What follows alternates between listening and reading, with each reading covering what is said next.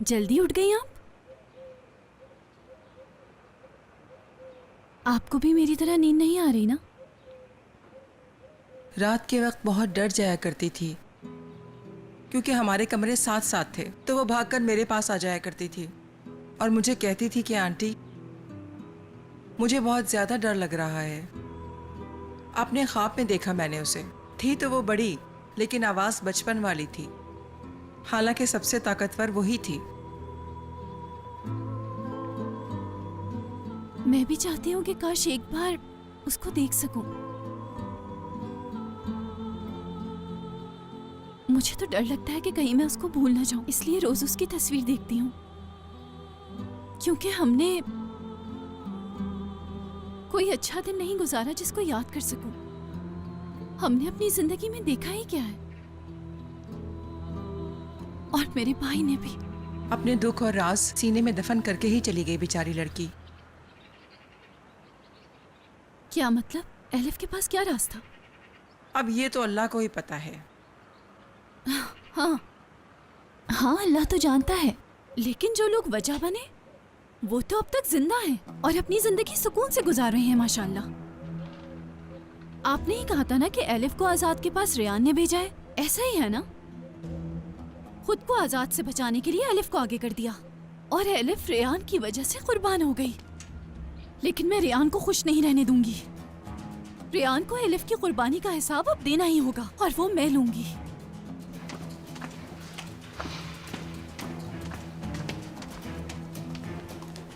Good morning. Good morning.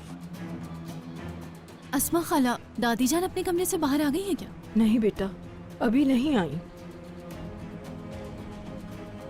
चलें, ठीक है, अल्लाह हाफिज।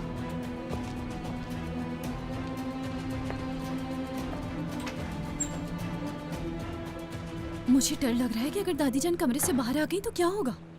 तुम्हारी दादी में अब इतनी हिम्मत नहीं रही कि वो किसी को कुछ कर सके। लेकिन मुझे इस बात का यकीन नहीं आ रहा अम्मी। यकीन करो अजीजा, अब तुम्हारी पहले वाली दादी नहीं रही, क्योंकि मीरान ने इंतकाम खत्म कर दिया है। अब इसकी हिम्मत खत्म हो चुकी है क्योंकि मीरान उससे अलग हो चुका है। इसका क्या मतलब? अगर एलिफ की मौत का जिम्मेदार तुम्हारी दादी शादोलो को समझती तो कोई ना कोई कदम उठा चुकी होती। वो अच्छी तरह जानती हैं कि जो कुछ भी हुआ है उसकी जिम्मेदार वो खुद हैं। अब तुम्हें अपनी दादी से डरना नहीं चाहिए बल्कि रहम खाना चाहिए, क्योंकि उनका हाल इंशाल्लाह इससे भी बुरा होगा। मेरे ख्याल से आपको गलत लगा है। दादी जान जब कमरे से बाहर आएंगी तो बहुत बुरा होगा। याद रखिएगा आप, उनका यहाँ होना डर की अलामत भी है। अगर इसके अलावा आप कुछ और सोच रही हैं तो अभी तक आपने दादी को पहचाना नहीं है।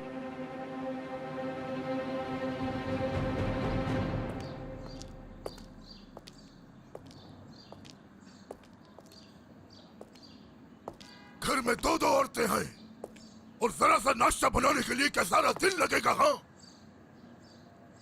आज आकर यही बातें बचती हैं नसू साहब के पास। कोई ना कोई नुक्स निकालना होता है इस बुढ़े को। बस खामोश।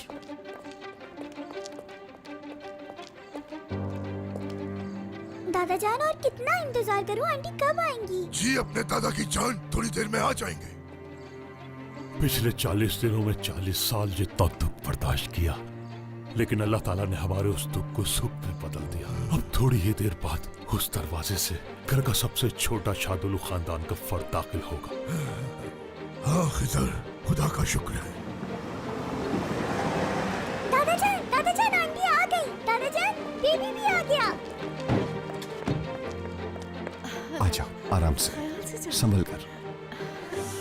या अल्लाह, माशाल्लाह, कैसी है हन्नान साहिबा? माशाल्लाह।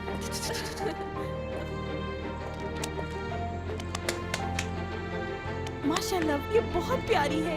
बहुत बहुत मुबारक। बहुत शुक्रिया भाई, शुक्रिया। मुबारक हो। बहुत शुक्रिया।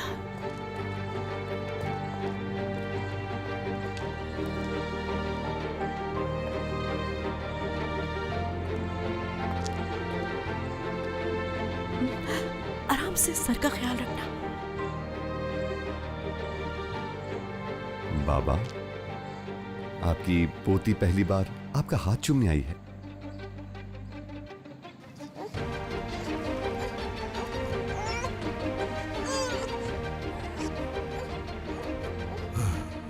खुश आमदीद शहजादी। बहुत इंतजार करवाया तुमने। 40 दिन 40 रात मुझे नींद नहीं आई। अल्लाह से किस कदर दुआएं मांगी तुम्हारे लिए बेटा। शुक्र है मेरे रब, तूने सही सलामती से भेजा। तुम भी बहुत ताकतवर हो, है ना? और क्यों ना हो, तुम भी तो एक शादुल हो। चलो एक और आ गई शादुलो खानदान में, अब पता चलेगा क्या होता है। तुम्हारी जिंदगी दांव पे लगी थी, लेकिन तुम जीत गई। अल्लाह इससे हर दुख को दूर रखे। आमीन। आमीन। ये बच्ची हमारे घर और हमारे खानदान के लिए मुबारक साबित होगी इंशाल्लाह। आमीन। इंशाल्लाह इंशाल्लाह बाबा। चलो अब फिर यारेन की बारी है इंशाल्लाह। इंशाल्लाह इंशाल्लाह। तौबा है। चलो अंदर चले, आ जाओ। आजाद कहाँ है?